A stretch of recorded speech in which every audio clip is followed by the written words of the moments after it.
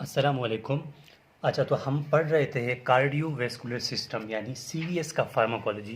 देखिए, इससे पहले हमने डिस्कस किया था इस कॉपी के अंदर, ठीक है। उसमें हमने क्या पढ़ा था कि हमारे पास एंजियोटेंसिन कन्वर्टिंग एंजाइम इनहिबिटर्स हैं, ठीक है। फिर हमने इसकी निमोनिक में आपको समझाया था कि जितने भी कैटेगरी पढ़े थे उस पर हमने डिस्कस किया था सारा। सबसे पहले कि भाई हमारे पास कार्डियो सीवीएस में हमने मैकेनिज्म ऑफ एसीई यानी angiotensin converting enzyme inhibitors discuss कर लिए थे और मोड ऑफ एक्शन और ड्रग्स के नाम भी बता दिए थे। अब सेकंड पार्ट हमारा क्या आ रहा है? सेकंड पार्ट आ रहा है हमारा बीटा ब्लॉकर्स। बीटा ब्लॉकर्स क्या होते हैं और इनकी ये कौन कौन से होते हैं, फंक्शन कैसा है इसका, काम कैसे करते हैं, वो अब सब इसी में देखेंगे। तो ये नाम से ज़ाहिर है बीटा ब्लॉकर यानी बीटा को ब्लॉक करना। तो बीटा है क्या? बीटा असल में रिसेप्टर्स होते हैं, ठीक है। बीटा असल में क्या होते हैं? रिसेप्टर्स होते हैं। ये रिसेप्टर बीटा वन भी हो सकता है, ठीक है, बीटा टू भी हो सकता है एंड बीटा थ्री भी हो सकता है, ठीक है। अब इनकी लोकेशन अलग अलग है। अब मिसाल बीटा वन है ना, ये बीटा वन प्रेजेंट होते हैं हार्ट में, ठीक है, और ये किडनी में प्रेजेंट होते हैं बीटा वन रिसेप्टर, ठीक है। हार्ट में एंड किडनी में बीटा वन प्रेजेंट होते हैं। अब बीटा टू कहाँ पे प्रेजेंट होते हैं? बीटा टू जो है ये होते हैं स्मूथ मसल्स में, ठीक है, स्मूथ मसल्स, स्मूथ मसल्स में होते हैं। सेकंड, ये बीटा टू रिसेप्टर जो होते हैं ये यूट्रस में होते हैं, ठीक है, यूट्रस यूट्रस में होते हैं। इसके अलावा ब्लड वेसल्स में होते हैं, ब्लड वेसल्स, ठीक है। ब्लड वेसल्स के बाद number four beta two receptor होते हैं। मैं वन बाय वन इसलिए बता रहा हूँ क्योंकि आपके एमसीक्यूज़ में पूछा जा सकता है, ठीक है। इसके अलावा आपके लिवर में प्रेजेंट होता है, ठीक है, बीटा टू रिसेप्टर्स। और इसके बाद बचता क्या है? बचता है बीटा थ्री। अब बीटा थ्री रिसेप्टर यानी कि जो बीटा थ्री रिसेप्टर ये प्रेजेंट होते हैं सिर्फ और सिर्फ एडिपोज टिश्यू में, ठीक है, एडिपोज टिश्यू यहाँ पे प्रेजेंट होते हैं। तो अब तक हमने लोकेशन देखा कि beta one, beta two, beta three कहाँ कहाँ पे प्रेजेंट होते हैं। अगर बीटा वन को मैं एक्टिवेट करूँगा तो क्या होगा? बीटा वन एक्टिवेट होगा तो जिस जगह पे मौजूद हैं वो ऑर्गन अपना काम ज़्यादा करना स्टार्ट हो जाएगा। अगर ये हार्ट पे प्रेजेंट होते हैं तो बीटा वन में ब्लॉक कर लूँ तो हार्ट की कॉन्ट्रैक्शन क्या होगी? यानी कि बीटा वन के लिए या कोई भी ऐसा जहाँ पर प्रेजेंट है, मैं हार्ट का मिसाल दे रहा हूँ, ठीक है, क्योंकि हम सीवीएस पढ़ रहे हैं। हार्ट को बीटा वन को मैंने ब्लॉक कर दिया तो क्या होगा? कार्डियक आउटपुट कम होगा, ठीक है, कार्डियक आउटपुट कम होगा, ठीक है। क्यों? क्योंकि हार्ट कॉन्ट्रैक्ट ही कम करेगा ना। जब हार्ट कॉन्ट्रैक्ट कम करेगा कार्डियक आउटपुट कम होगा, ब्लड फ्लो कम हो जाएगी, ठीक है, ब्लड फ्लो क्या होगा? कम। ब्लड फ्लो कम होगा तो क्या होगा? ब्लड प्रेशर डिक्रीज हो जाएगा। हमने करना ही क्या है? हमने कार्डियोवैस्कुलर सिस्टम में बीटा ब्लॉक को देते ही तभी है जब क्या होगा? हमने हार्ट रेट को कम करना होता है, ठीक है। हार्ट रेट कम कैसे होगा? जब हम beta one block, beta receptors को ब्लॉक करेंगे। अगर हम, ठीक है, बीटा टू को ब्लॉक करेंगे तो क्या होगा कि जो हमारे पास ब्लड वेसल्स हैं इनमें कोई चेंजिंग आएगी तो क्या होगा? ब्लड वेसल से ही तो ब्लड जो है वो मूव करता है ना। तो ब्लड वेसल्स में कुछ चेंजिंग आएगी तो क्या होगा? ब्लड प्रेशर कम हो जाएगा। एडिपोज टिश्यूज़ में लिपोलाइसिस के लिए, ठीक है। तो अब ये तो आपको लोकेशन का पता चला। अब हम बीटा ब्लॉकर्स को जो है क्लासीफाई करेंगे। फिर क्लासीफाई करने के बाद अब मोड ऑफ एक्शन आपको पता चल गया कि जहाँ पर भी प्रेजेंट है उन रिसेप्टर्स को ब्लॉक करना, ठीक है। अगर मैं बीटा वन सिलेक्टिव बता दूं, नॉन सिलेक्टिव, कि ये हर जगह बीटा को मतलब ब्लॉक कर सकते हैं, तो इसको भी देखेंगे, फिर आपको सही तरह से डिटेल समझ आ जाएगी। तो अब डिस्कस मैं करूंगा classification of beta receptors, sorry beta blockers की क्लासिफिकेशन, यानी बीटा ब्लॉकर्स कौन कौन से होते हैं, ठीक है, और ड्रग्स जरिए कौन कौन से होते हैं और आम लाइफ में आप कौन कौन से ड्रग्स जो है वो यूज़ करते हैं। तो बीटा ब्लॉकर्स को क्लासिफाई करते हैं कि बीटा ब्लॉकर्स कौन कौन से हैं। सबसे पहला आता है बीटा ब्लॉकर में फर्स्ट जनरेशन, ठीक है, first generation, first generation, second generation, ठीक है, and third generation. First generation, second and third generation. अब फर्स्ट जनरेशन को पहले देखेंगे, फिर सेकंड को, फिर हम जाएंगे थर्ड जनरेशन पे, ठीक है। फर्स्ट जनरेशन जो ड्रग्स हैं ना, इनको बोलते हैं नॉन सिलेक्टिव बीटा ब्लॉकर्स। क्या बोलते हैं? Non selective. यानी ज़रूरी नहीं है कि ये जो है ना जाके हार्ट वाले बीटा 1 को ब्लॉक करेंगे, या जाके एडिपोज टिश्यू वाली बीटा को ब्लॉक करेंगे, या फिर यूट्रस या ब्लड वेसल्स को वाले को ब्लॉक करेंगे। मतलब इनको नॉन सिलेक्टिव है, ये सिलेक्टिव नहीं है। ये किसी भी जगह जाकर बीटा रिसेप्टर्स बॉडी में जहाँ भी मिलेगा ये उसको ब्लॉक कर देगा। इसको इसलिए बोलते हैं non selective beta blockers.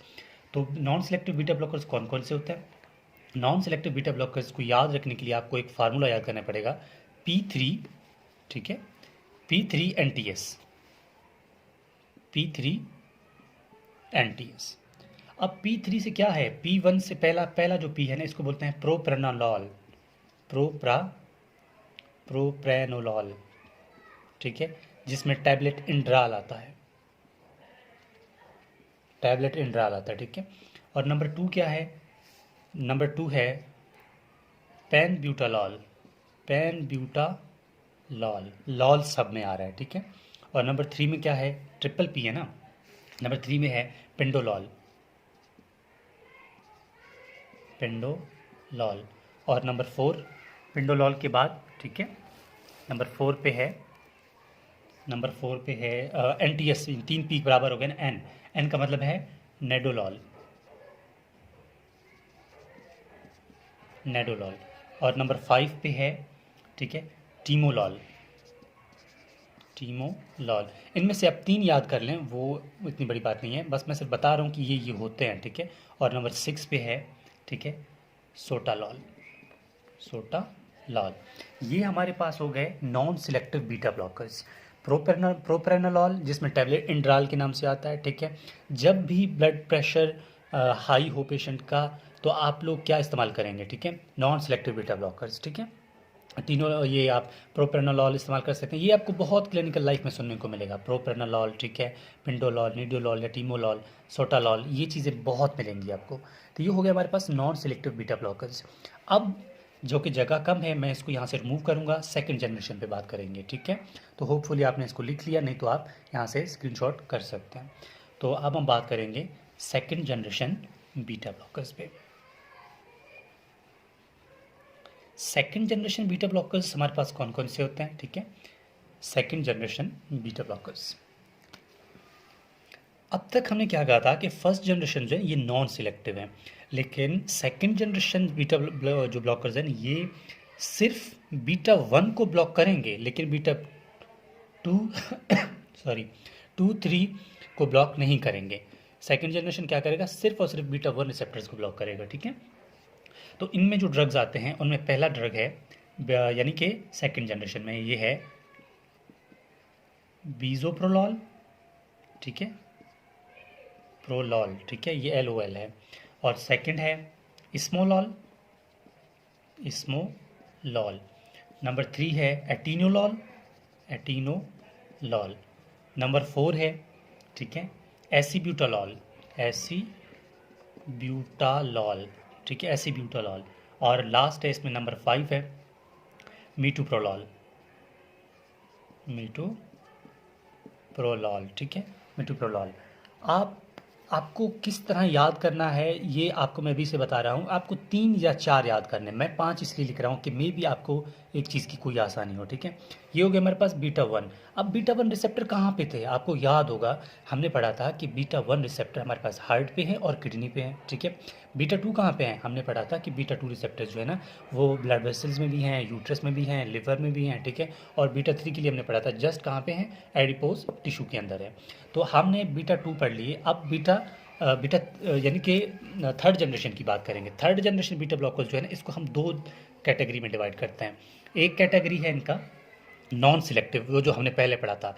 Non selective के साथ ये क्या करेंगे? वेजोडाइलेशन। नॉन सिलेक्टिव तो हैं ही हैं, लेकिन ये वेजोडाइलेशन करेंगे। तो थर्ड जनरेशन को वेजोडाइलेशन भी बोलते हैं, ठीक है, यानी कि बीटा ब्लॉकर विद वेजोडाइलेशन। अभी आपसे पूछा जा सकता है कि कौन से ड्रग्स वेजोडाइलेशन करते हैं, ठीक है, तो आप कहेंगे third generation of beta blockers. तो नॉन सिलेक्टिव बीटा ब्लॉकर्स यानी कि नॉन सिलेक्टिव वेजोडाइलेटर्स, ठीक है, नॉन सिलेक्टिव वेजोडाइलेटर्स। और ये क्या है? कार्डियो, इसको क्या बोलते हैं? कार्डियो, ठीक है, कार्डियो सिलेक्टिव, कार्डियो सिलेक्टिव। अब कार्डियो सिलेक्टिव या नॉन सिलेक्टिव कौन कौन से हैं जो वेजोडाइलेशन करवाते हैं? ये है कैलिप्रोलॉल, कैलिप्रोलॉल, ठीक है, कैलिप्रोलॉल है। और नंबर 2 है लेबिटालॉल, लेबिटालॉल, ठीक है। और यहाँ पर हमारे पास कार्डियो सिलेक्टिव में वेजोडाइलेटर्स भी 2 हैं, एक है, ठीक है, एक है नेबिवालॉल, नेबिवालॉल, ठीक है, नेबिवालॉल है। और सेकंड है हमारे पास कार्विडालॉल। ये बहुत इंपॉर्टेंट ड्रग्स हैं, कार्विडीलॉल, इनको अच्छी तरह याद करना है, इनको बिल्कुल फॉरगेट नहीं करना। तो ये था हमारे पास बीटा ब्लॉकर्स, ठीक है। और ये मेरा व्हाट्सएप कॉन्टैक्ट है, आप में से किसी स्टूडेंट्स को किसी भी टॉपिक में मसला आ रहा हो तो आप लोग बाय व्हाट्सएप मुझसे टेक्स्ट कर सकते हैं, ठीक है। आपको जो भी प्रॉब्लम होगा वो इंशाल्लाह सॉल्व कर लेंगे। तो ये था हमारे पास बीटा ब्लॉकर्स और उनकी होल डिस्क्रिप्शन के बीटा ब्लॉकर्स क्या होते हैं, बॉडी में कहाँ कहाँ होते हैं, ठीक है। अब नेक्स्ट वीडियो में हम जाएंगे कैल्शियम चैनल ब्लॉकर्स पे, ठीक है। उसमें ओवरऑल आपको बता दूंगा कि कैल्शियम चैनल्स ब्लॉकर्स क्या करते हैं, कैसे करते हैं, क्या क्या इनकी क्लासिफिकेशन है। लेकिन इससे पहले मैं कुछ ड्रग्स की आपको साइड और मोड ऑफ एक्शन के साथ तो आपको बता दिया। अब मिसाल हमने प्रोपेनोलॉल पढ़ा था, इंड्राल के नाम से जो आता है, उनको पढ़ेंगे कि उनके यूजेज कहाँ कहाँ पर हैं, या एंजाइना पे हैं या फिर हार्ट फेलियर पे, वो बता देंगे। ओके, अल्लाह हाफिज़।